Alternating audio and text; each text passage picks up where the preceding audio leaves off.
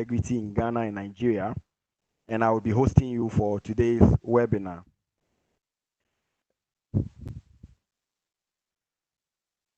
This webinar is on third-party compliance, and this is the agenda for today's session. We would have a login and welcome as I'm doing now, and then there will be presentations from our colleagues, Frank Owusu Ansa, and Maria Elvira Olmos, and Luis Montiel from Novartis in Colombia. And we would have opportunity for questions and answer session. Let me briefly mention to you or tell you about the Alliance for Integrity. The Alliance for Integrity is a global not-for-profit initiative, and we seek to be a global game changer for enhancing business integrity through multi-stakeholder collaborations. We do this through compliance trainings for businesses, peer-to-peer exchanges, webinars, as we are having now, podcasts, and the use of an app called the Integrity app. What is the Integrity app? The Integrity app is a simple, useful, and sustainable digital assessment tool, which is relevant for the private sector. And what are its uses? It is used to assess your compliance system in your organization, both private sector and public sector, and it can be done in less than 5 minutes. The Integrity app helps you to get tools to improve on compliance measures in your organizations, and it can assist you to use compliance as a strategic advantage. Your data is protected because we take data protection very seriously at Alliance for Integrity. How can you get the Integrity app? You either go to Google Play on Android, and it's also available on App Store, those using the iPhones. And you can also type in www.theintegrityapp.com to download and to utilize the Integrity app. We encourage everyone to use the Integrity app. Thank you. Today's webinar is on the topic third-party compliance. And to help us to deliver on this, we have three experts.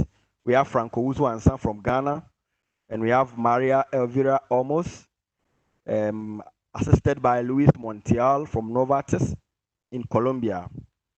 This webinar is supposed or intended to be very interactive, so kindly use your chat button below your screens to type your questions, your comments, and your suggestions that you may have.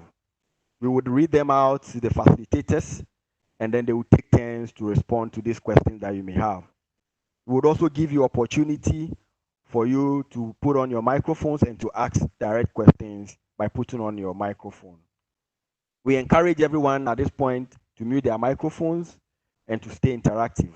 Please note that this session is being recorded live, and it's also streaming live on YouTube as we speak with you.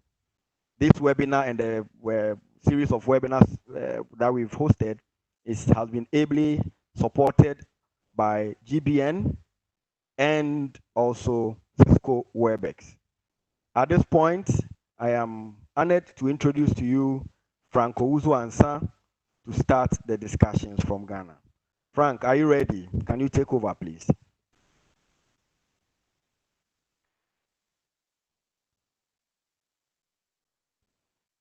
Hi, good afternoon, good morning, and good evening, everyone. I hope you can hear me. Yes, we can hear you, Frank. Wonderful. Thank you very much. Indeed, we must all appreciate the effort by Alliance for Integrity, which has the, of course, the sole objective of creating the platform for small and medium enterprises to definitely, of course, uphold standards in your organization, in your businesses, and to ensure business integrity across the board. As Gideon said, my name is Frank Owusu Ansa. I think in the slides, earlier on, in terms of my role, I used to be the Central and West Africa Area Manager for Maersk Group of Companies, when it comes to HSSC and business continuity management. But I've moved on since 30th of June. So for your information.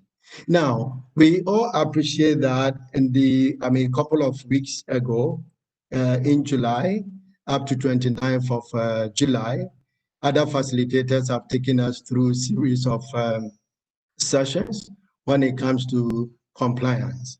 And today we are continuing from where we ended, especially on 29th of July, and now introduce all of us to what we call third-party compliance.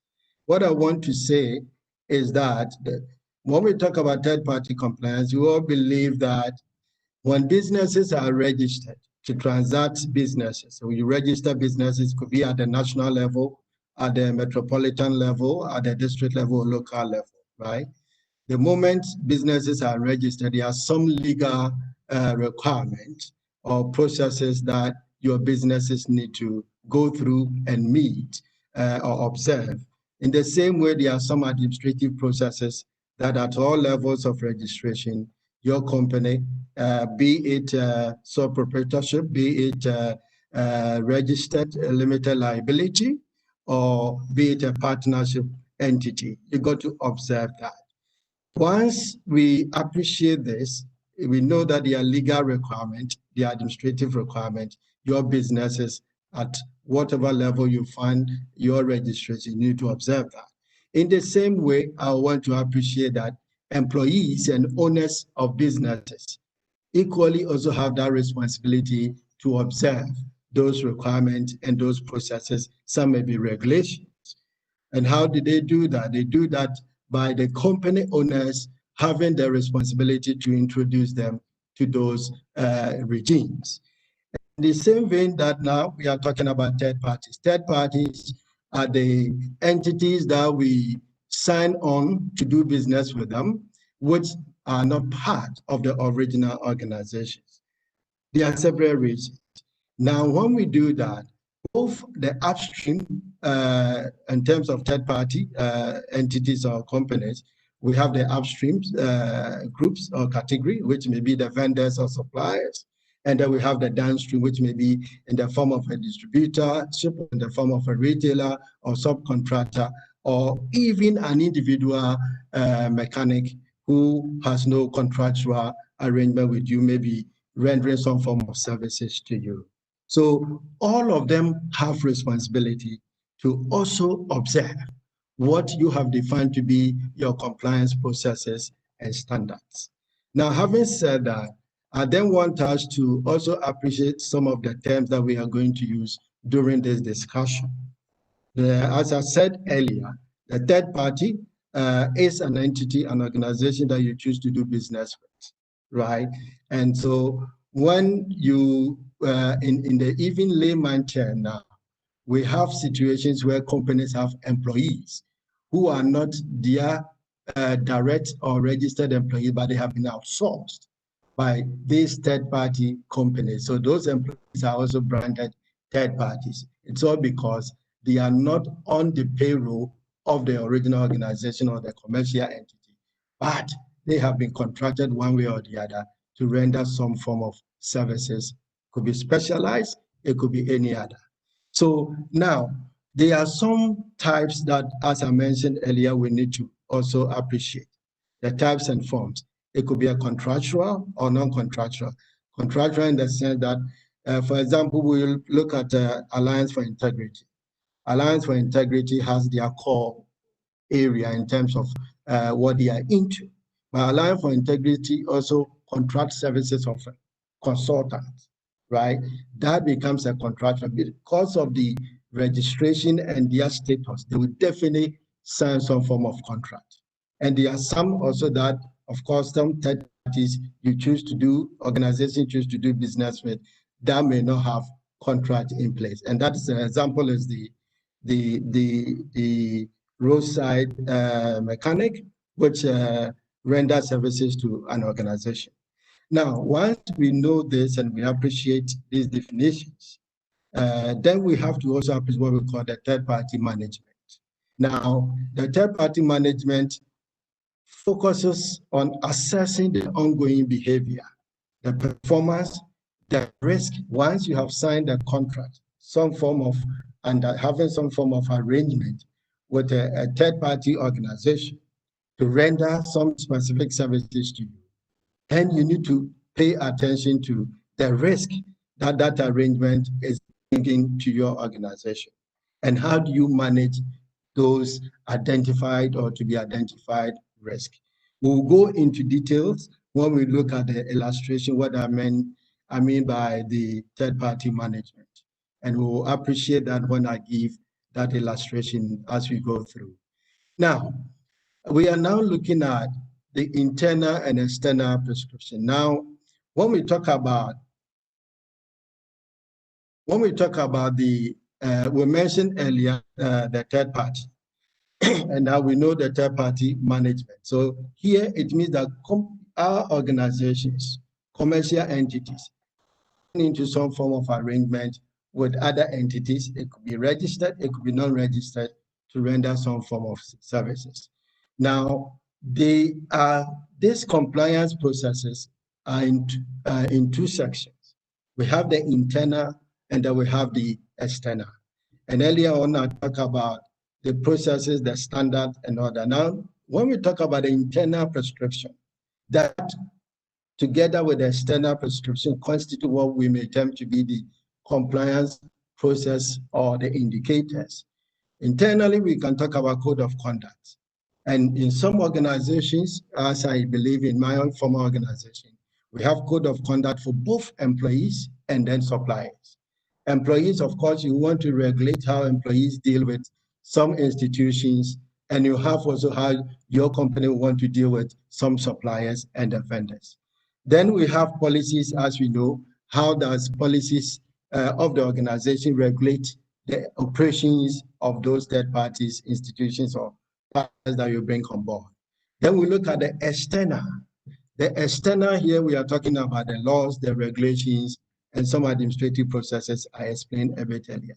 And one critical example we may give to some of the regulations internationally, we'll have to some of institutions that we know have signed on to, say, Global Compact.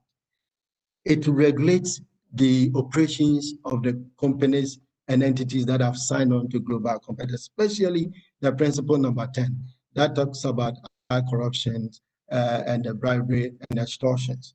So once you sign on to, you're obliged to ensure that you regulate your operations along that principle.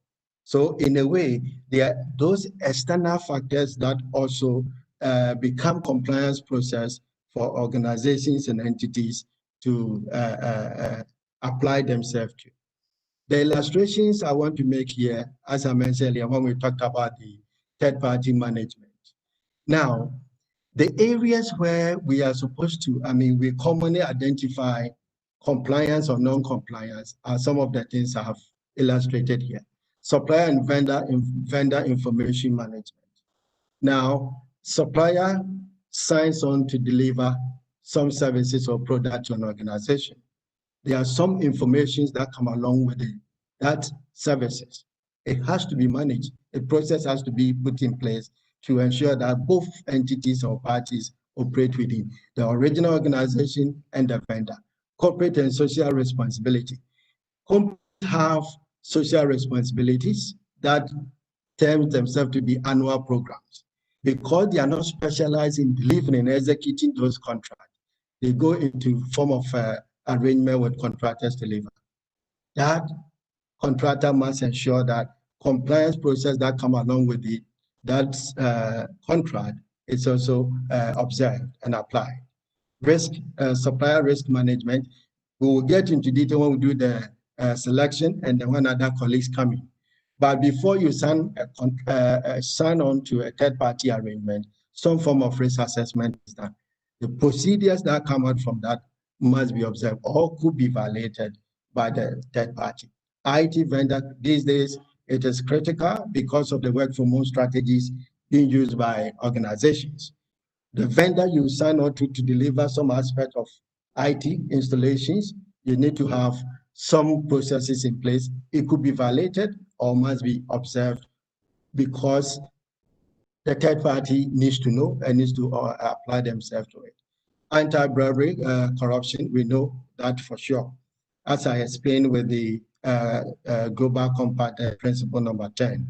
Information security. What type of information should be released to the third party and what should be considered as confidentiality? So those are this is also an area, if you do not put process in place, could be violated, or you could experience some non-compliance. And then we talk about performance. What criteria have we put in place to assess the performance of the third party in the course of delivering the services to you? What are the KPIs? If it's not well spelled out and it's not shared with the third party, could also be you could be registering some violation, and all of them have some implications for the organization. And that's why I said the basis for third-party compliance, both legal and practical. And I stated that earlier, that organizations have legal responsibility to ensure that the third-party companies that they sign on to deliver services to them also observe and adhere to those compliance processes and standards. Now, some of the examples that I have put here, we are all familiar, most of us are familiar with the UK Bribery Act 2010, which states that commercial organization is guilty of an offense. One person associated with that commercial organization bribes another person, right? So if you sign a contract with a third party to deliver services to you, that is not a medium for you to transfer bad practices to the third party.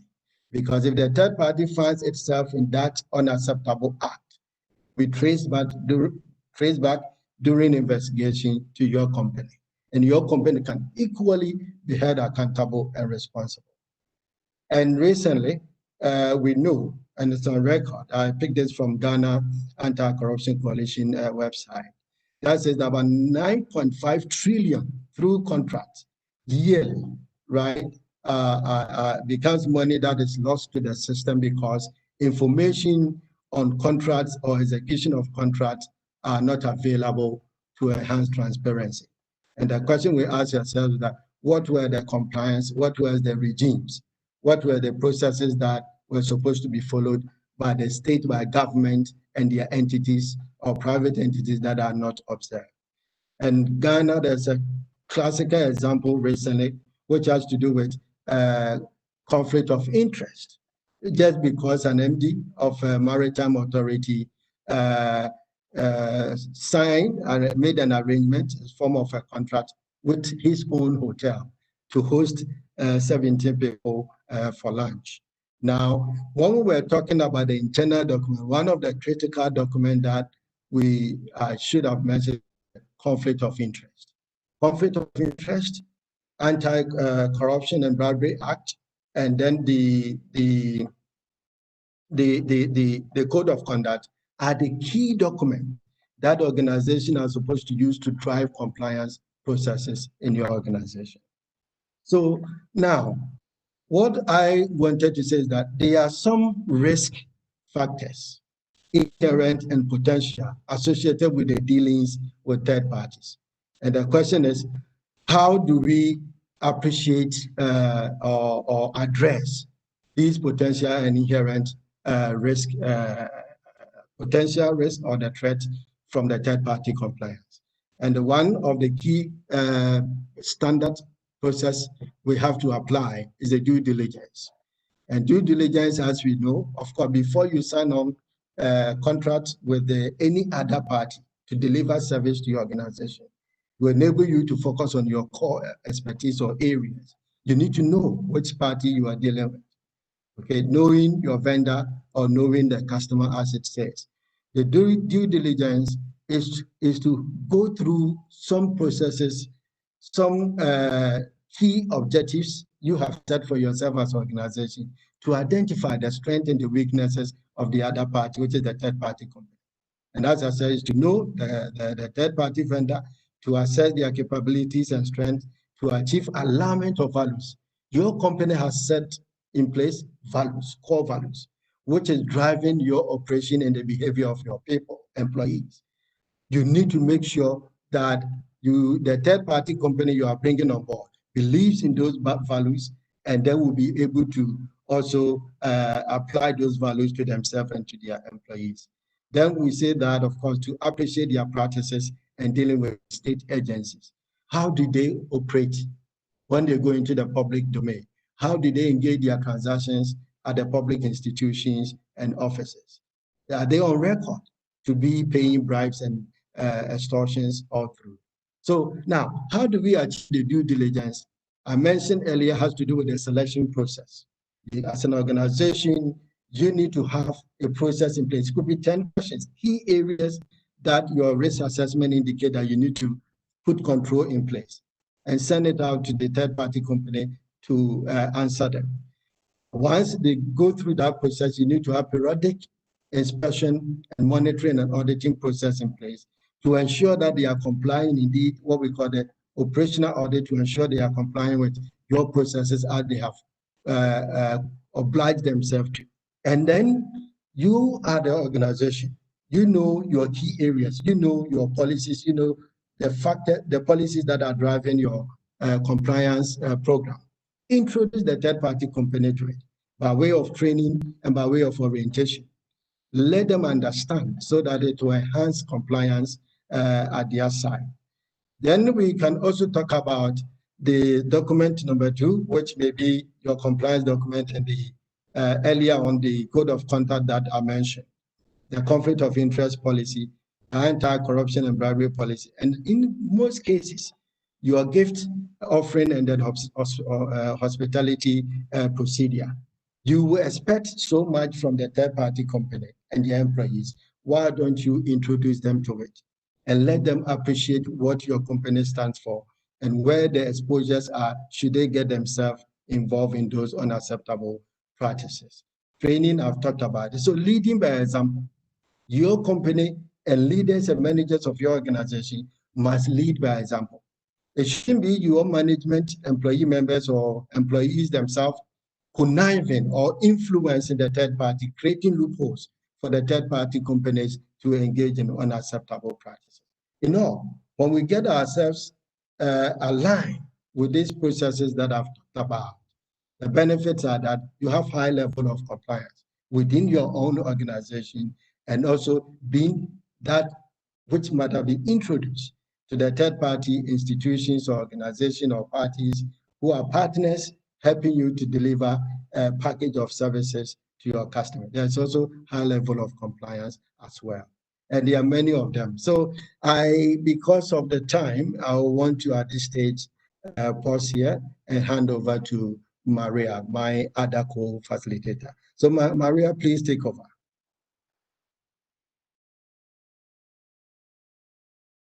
Thank you, Frank, for sharing your experience and for conducting the review topic. Welcome, everybody. Now, I would like to reflect with you about the risk related with a company hire a third party.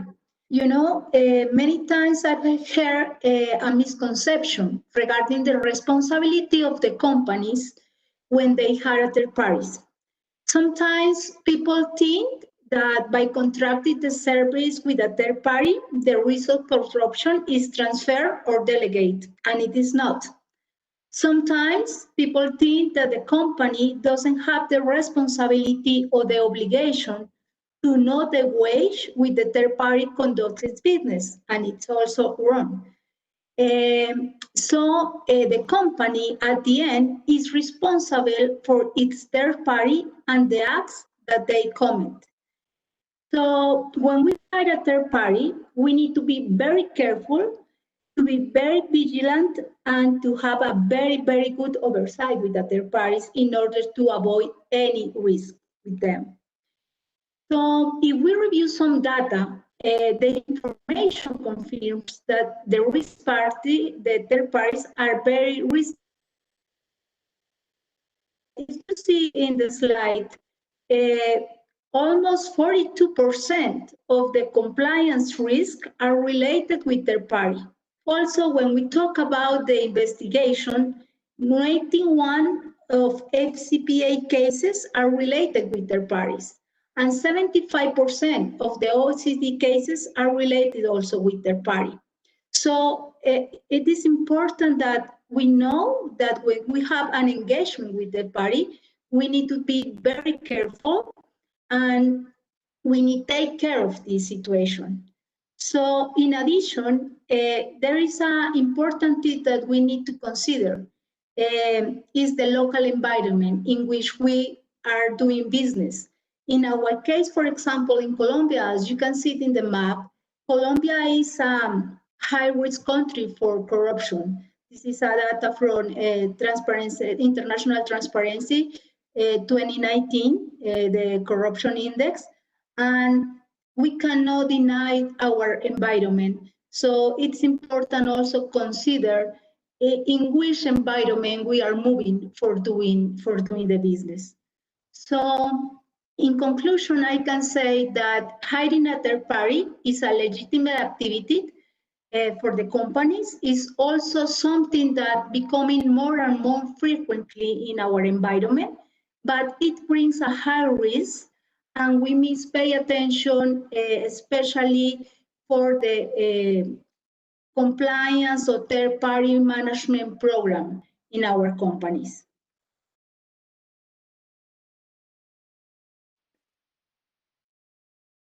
Also, if we talk about what is expecting the society from us, you know, our local environment is changing and the society demands something different from the companies.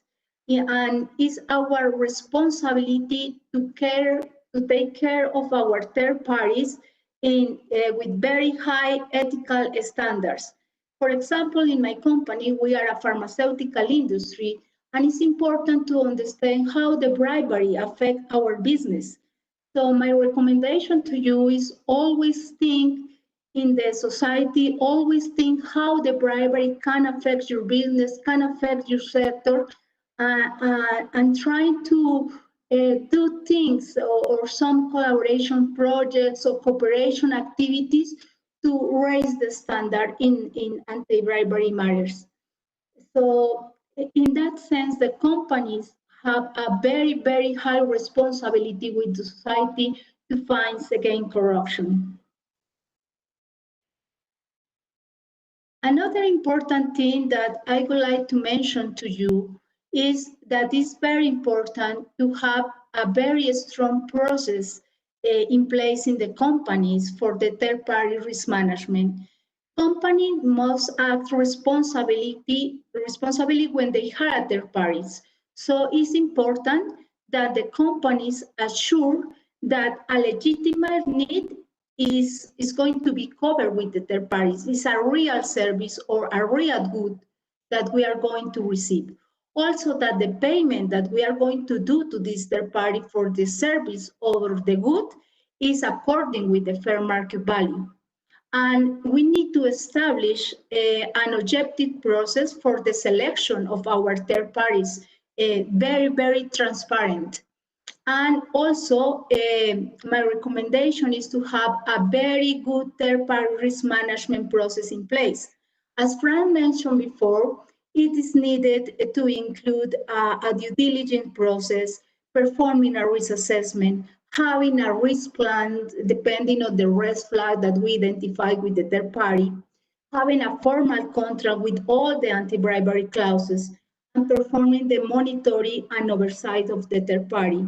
Also, it's important to train the third party and to have an open conversation with the third party of our expectations in the professional practices that we are going to have with them. It's not just like a formal activity, but it's also an open conversation, establish the principles and the values between companies.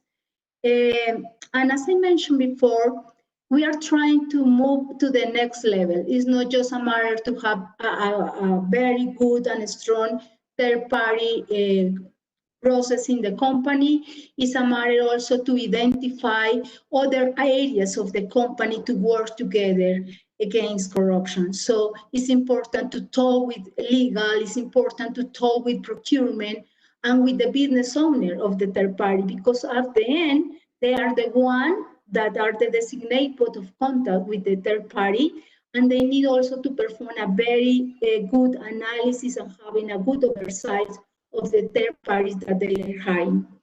So I would like to share with you a project that we have in Novartis. It was a collaborating activity with procurement. And Luis Montiel, who is our head of procurement for the Andean cluster, is going to present this initiative to you. Luis? Sure. Hello, everyone. My name is Luis, and I would like to present you this initiative, which is called, the translation to English will be My Ideal Partner, right? And what is this project with idea? And it is a process throughout the year where we evaluate our vendors in different categories, right? It is the skills that we found in Novartis to maybe get closer to our partners, to align our mission with them, to grow together, to have this situation, to this win-win situation, but also to strengthen maybe teamwork and collaboration. And of course, to recognize, because everyone wants to be recognized, right? But why we do that? And this is maybe it started in 2017, 3 years ago, and what we saw in procurement is that when we call a vendor or a partner, it is because something is not right. I mean, something is not working well. We have some issues, and that's why we call partners, to maybe give bad news. And what we try to do is change that mindset. We wanted to maybe also, when people are doing good, we have to recognize them as well. I mean, why not? Why not have the opportunity to say, we're doing okay, we're on the right track, please keep going, you're part of something bigger, you are helping us in our objectives, and that's why we wanted to change with this idea, right? But also, as the year passed, we saw as well other maybe benefits from the program, and this is reputation. And what we saw was that Novartis started to become maybe more important for the vendors in terms of, okay, this is good, this is something happening, I want to be part of it. So we really create that maybe a spark in the partners, but also motivation, right? But when you have some people saying, okay, this is bad, or we have to change this, we have this area of improvement, but we also have these good ideas, we also have this good process here, so well done. It is something that motivates you to, okay, I'm doing good, I'm in the right track, and I have to keep going. And of course, alignment. And it is perfect for us because we can share with our partners what are the objectives of the year. And I'm talking Novartis as a whole. And we say, okay, we have these launches. We are trying to improve people's life in this way. This is what is coming. We need to focus on this or maybe focus on that. And this is also a good opportunity to share with them. And they really can feel they are part of something, that they are part of our objective, right? And to end recognition, it is important, and we have an award at the end of the year, and it's something that, of course, it makes maybe to have a more status, or I don't know how to say it, but yeah, you know, like that you feel that it's something matter, and the effort that you're doing is recognized. How do we do this process? As I told you, it's a process that we do throughout the year, and the first 2 months of every year, January and February, we select the vendors that are going to participate in this program. We have to maybe have the follow up the KPIs throughout the year. We also want to maintain the hype at the top level. So we have this communication strategy at 3 times during the year to maybe say something like, we're doing okay, or maybe there is some Novartis associates talking about this is what is going to happen, etc. We have some checkpoints, and this is really important as well, where we tell the vendors, you're doing okay, You have to fix this, but keep going. And that happens two times in the year. And of course, the ceremony or the celebration, which happens next January, and it's also the award celebration for them. This is what the partners expect the most, you know. Then we do it through some categories. We have 6 of them, and these categories are really close or really related to how Novartis associates are also measured within the company's objective, right? So that we have society, and we want here a partner that can also impact in the community that surrounds them. How are they doing in there? We have also innovation, which is, and I'm not talking innovation to try to bring the iPhone 12 or 15, but if you change a process, if you reduce time in one process, etc., that for us is innovation as well. And of course, partner of the year, which is if you guys love football as I do, it's like won the World Cup, right? It's like the highest prize that we have in this program. We have business owner, and this is the way that we make this program 2 ways, because this is the opportunity for the vendors to evaluate Novartis associates and say, okay, this is the one that have the price for this. Also revelation, which is this vendor that anyone has within the account, right? I mean, this is a vendor that surprised us. And to finalize, and maybe this is the most important one for this forum, is the operational excellence. And here is where we want to go further in ethics and transparency. We do have a robust process, and Maria stated the slides before, for third-party risk management. But here, we wanted to go further. And how we do that? What we did was to have some pillars and to have a questionnaire sent to the vendors, and also for them to respond, but also justify. And this is go from maybe a top or a higher objectives like compliance program, how is the leadership committed to it, to very specific as well as anti-bribery activities. What are you doing in here? And this worked also both ways, because we can measure the partners, of course, but we can also learn. I mean, we can maybe take some activity from there and say, okay, this is really good, we should implement it here in Novartis. The results of this program, of course, there are savings. They are measured by that, but there are also sales, new sales. And when you try to leverage the KPIs that they have, that also transforms in sales, right? Innovation, of course, we have always partners saying, okay, I have these new ideas, maybe we can implement this. And most of them, or not most, but some of them, we cannot implement. Just to have this conversation and this discussion that, okay, we have these ideas, we want to do that, we think we can improve the service by this way, that also is really beneficial for us. And that transforms as well in new services.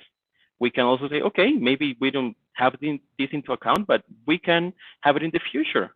And also the engagement that we have from the vendors in Novartis as well.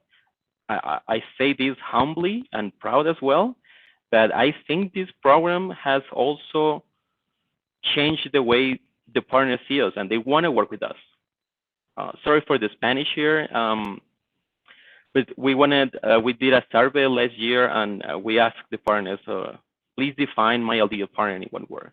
And that the most that repeat is team, right? So that also is good for us, because we think that we're in the right place, we're in the right track.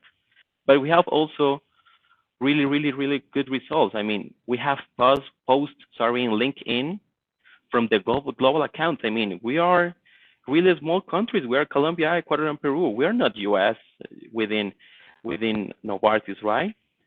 But we have, and this is what the program maybe has created in our partners, that they can post a celebration, or maybe to say that they won or they participate in the program. So that really resonates in us. And maybe to finalize the presentation is, what are the challenges that we had? And the first one is, of course, virtuality.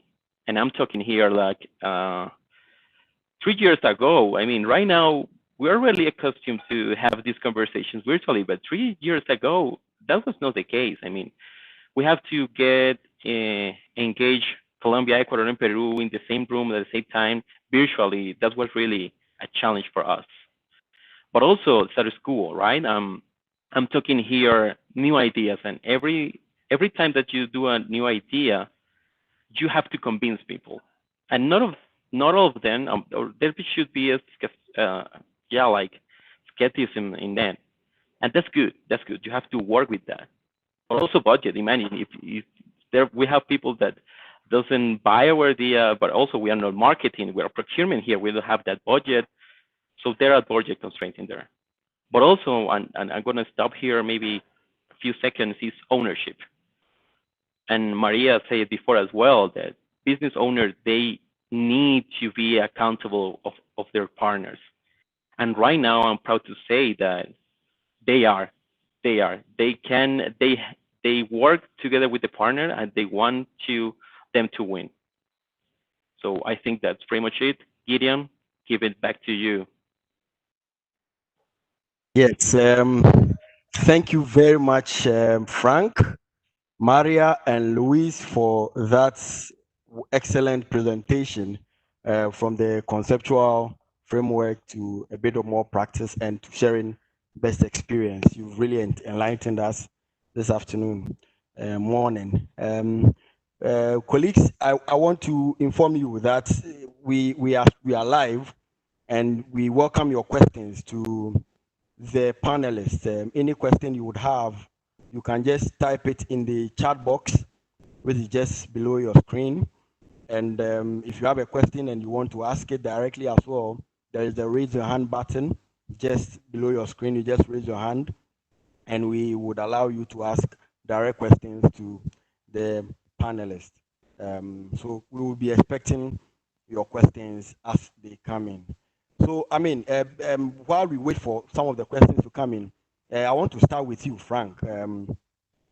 So what I hear you say is it's not enough for a company to have internal risk management processes if it does not have same risk management processes for its partners or a supply chain. Is that what you are saying Yes. in a nutshell? Frank, can you hear me, please? Yes, I can hear you. Yeah. Can you hear me now? Yes, we can hear you. Okay. Yes, it's not enough. If you look at organizations' responsibilities, and especially when it comes to the supply chain network, right, or logistics business, or even any other, even in the financial services, okay?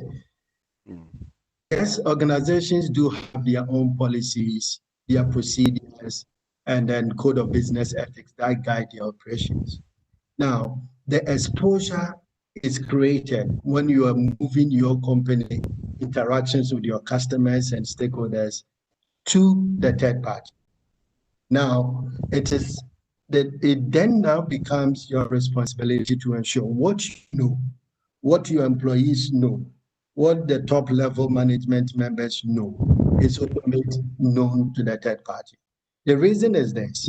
I talked about the anti-corruption, the UK 2010 Act, and also in countries where we believe we operate from Africa, Latin America, and other parts of the world. You cannot, it's not a good practice when you choose to hide behind third party to perpetuate or to engage in unacceptable practices like bribery and other forms.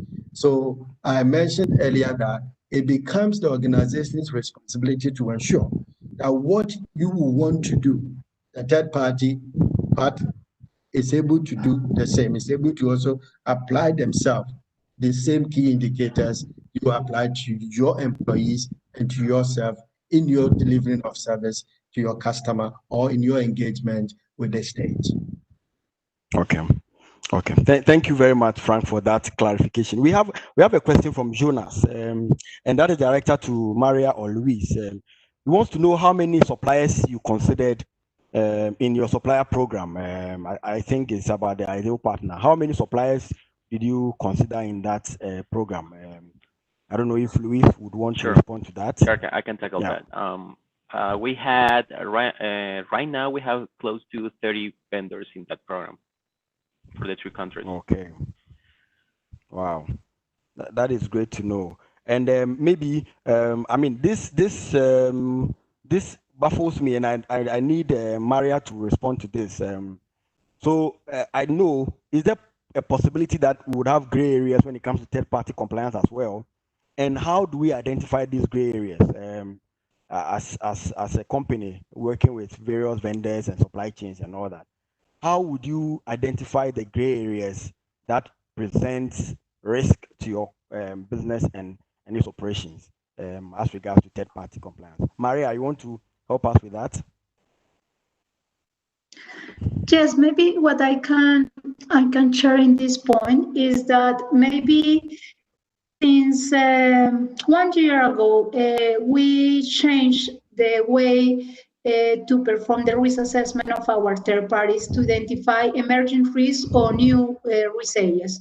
So before, each country handled the risk assessment for the third parties, and now we have a third-party risk management unit that centralizes all the information for the third parties around the world. We have different hubs performing this, and we have a risk expert, not just for anti-bribery, but also for different kind of risks that we measure in the company. So with this decentralization of the information and the process, we perform like a lean activity for the assessment and the decisions and everything around their parties. And it's important because when we have centralized this information, we are able to learn lessons from other countries and for other situations that are happening around the world with the third parties. So if you know something about a third party that is happening, for example, in Asia Pacific or something like that, you are aware of the new risks and you try to explore the situation around your local environment. So maybe this is a practice that I can share with you because we have a monthly call with the risk expert and the third party unit, studying learning lessons, and they are presenting the data and everything. So it's a good thing that we implemented. Oh, wow. That is actually fantastic. But Enrique would want to know something. He want to know how how you were able to bring top management onto this. So how top management interact with the practices that you shared, Luis, and how do you engage your top management on third-party transparency activities? What communication channels do you use? How do you message? Couch your message to your top management, and are they involved, and are they buying in, and how are they supporting the process? Luis, you want to answer that, please? Sure, I can do that. Maybe the first point I want to talk about is my ideal partner is, of course, we as Novartis are trying to find the ideal partner, right? But also the other way is that we want to be the ideal partner for them as well. And that's a responsibility for us. And of course, this has to come top down. I mean, for example, in our ceremonies, we have the president of Pharma, for example, which is one of our units, talking about the importance to have them engage. And that's how we try to transfer to our partners the importance to have this ethics and transparency in all of our aspects. So, wow. Sorry. And as well, of course, we do have also other activities and communications. For example, we are working with Maria to have maybe for these small companies to have maybe separate program or process in order to help them, to maybe top the level in compliance, or maybe to help out them in that opportunity. So that's how we try to do that, by leading by, it's not something that you have to do, but it's something that we are gonna do with you together. Okay. Wow. Okay. That is fine. Thank you, Luis. Frank, there is this question from Kwabna Safo. And Kwabena works with the rural bank, and he wants to know that and I read the question to you directly. It says, I am working with the rural bank, and the compliance level with procurement practices, even to talk about anti-bribery activities on third-party scrutiny, is 0. So how can you help the RCBs to combat this problem? Frank, how can we help Kwabena in the rural bank to be able to combat this problem, please? Yes, thank you, Gideon, for that question. And I believe that here we can even refer ourselves to the sessions that we have gone through in the past weeks, right? We've had situations where some of the facilitators took us through compliance and processes, policies and procedure. How do you, let's say, implement them? But first of all, like Maria, I think Maria mentioned earlier, it starts with the risk assessment. Okay, now you find yourself in a situation where it does not exist. Even if it exists among the players, they are not obeying or observing them. So for your organization and for your company, first, you need to come back, look internally, and identify what the exposures are. Then you are able to identify the gaps. What is it that when you go into the field, you get involved? Because other persons, other companies are doing it at that rural level. Identify them. Now, if you don't have the expertise as to how you progress from there, that's why this platform is there. Bring it out, get involved with Alliance for Integrity, and then we will provide the needed support to help you review those gaps that you have identified and propose the needed controls to counter measure those gaps that you have identified in there. It's very, very important that it's not one-day exercise, right? You yourself as an organization or as an entity, you got to believe in that. And you got to believe that something can be done about it. And this must start from the top level and at the same time cut across your team members who are exposed to such practice. And then when you believe in it and you have identified your members, you have introduced them to it, that something must be done about that. That's where it starts. But I believe that as we talked about in the previous sessions and also from this one, there are some mandatory requirements on you. Maybe today, all those who are involved have not been arrested. So it's business as usual. But there's a penalty to pay when you are arrested. When there's an incident investigation is conducted and your company is found to be one or those companies are found to be one.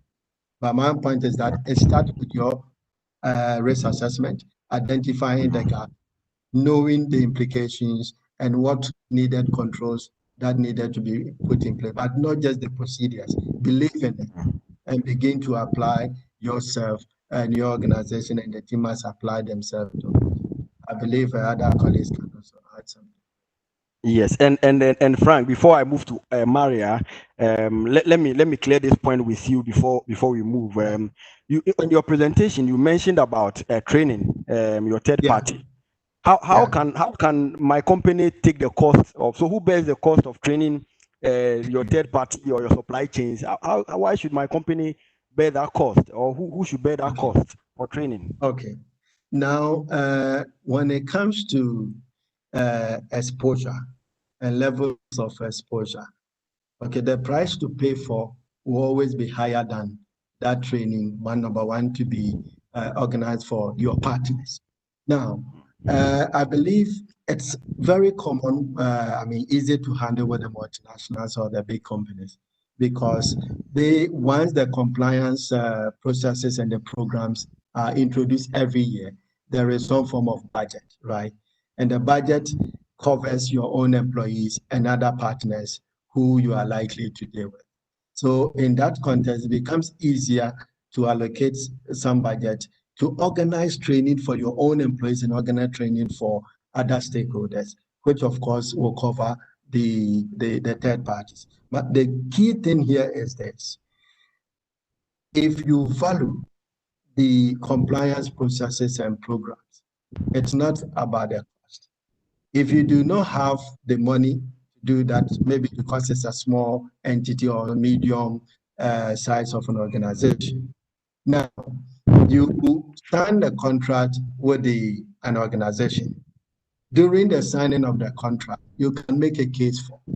If the company is introducing you through their own standards and practices, which normally is presented to you during the selection processes, once you are taking providing responses to the questions that they provide for you, and you realize that you do not have the needed resources, make a case for it.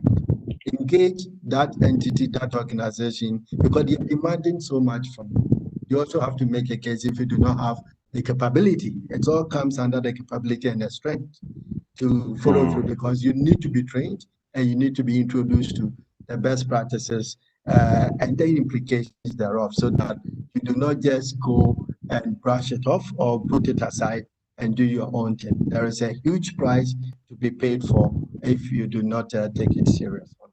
Oh, wow. Thank you, Frank. And maybe this will be the last to Maria, and I'll come to Luis.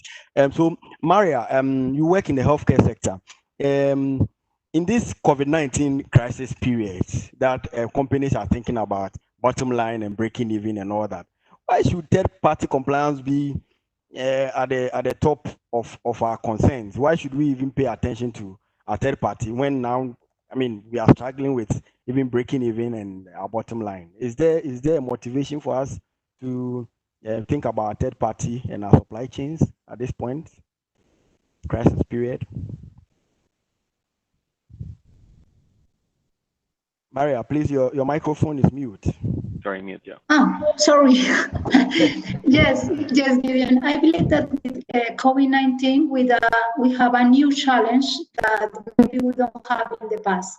And the third parties are facing also different kind of challenges, for example, for the supply chain and everything. So we cannot deny that there are a business and environment pressure to obtain the results. So it's a moment really to perform, I say again, a risk assessment for our third parties and the service and the goods that we have hiring with them, in order to identify potential red flags or potential alerts to perform a follow-up with them. And also, maybe one important thing to talk about or to review at this point is cyber fraud, or maybe laundry money, because at this moment we are doing a lot of things virtual. For example, in Colombia, the government released some controls that we have in place for public the purchase size. So we need to take care of this. So identify how is our local environment, what controls were released for the government, how we are doing virtual transaction or virtual activities, and be very careful with fraud and laundry money, I believe.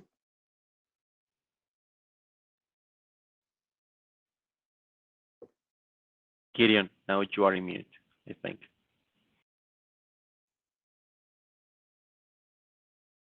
Thank you, Maria. This will be the last question to Luis. Luis, so what would you consider to be the success factor of the My Ideal Partner model that you've shared? And where do we start from? For those of us who are interested, our companies are interested to implement something like that, where do we start from, Luis? That would be my last question to you. Sure. The success factor, I think, is when the partner realizes that this is to grow together and to have a win-win situation. And maybe at the beginning of the program, they thought that we were trying to maybe evaluating them in order to change it with a new vendor or something like that. And that was not the case. So when you convince the partner that this is something that we want to do for you guys and to try to grow together here, that's when you complete all the scene. And also you have to convince, and this is what I said before, you have to convince the top management. You have to have them align in this. If not, it's going to be I'm not saying it's going to be impossible, because it's not, but it's going to be more difficult to have it. Mm. And if you want to do this, I think top management, and also to find allies within the companies. And for example, compliance is a good ally for us in this. And they also, it's another voice, it's another voice that resonates to convince maybe other people within the company. Mm. Okay. Wow. Thank you very much. I mean, this has been another insightful session on our interregional webinar exchange. We started on 1st of July with functions of a compliance officer, and then we did risk analysis, and then we also moved to policies and procedures. And this is the last session of our interregional webinar exchange between Latin America and Africa on compliance, and it's been another insightful session. I want to say a very big thank you to Franco Usu Owansa, formerly of MESC. I want to say a big thank you to Maria and also to Luis for sharing the best practice with us. Colleagues want to know if we will share the presentations with them. Sure, we will share the presentations with you. And the comment we have from Enrique is this is a very important topic, and congratulations to all the panelists. We want to say thank you to our audience for staying with us, and to all the presenters who have followed us and who have delivered from when we started this series. And the version is also recorded. It is on YouTube. You can access it, and we will share with you the final output thereof. Thank you very much. We hope to see you very soon. Keep in touch with the Alliance for Integrity, and we'll keep you updated on all our activities and what we have to offer to you. On this note, we want to say a goodbye and stay safe, and see you very soon. Thank you, and bye-bye. Thank you. Bye-bye. Thank you for the invitation. See you guys. Bye. Have a great day. Great day to you. Enjoy the rest of the week, people. Thanks for the platform. Thank you.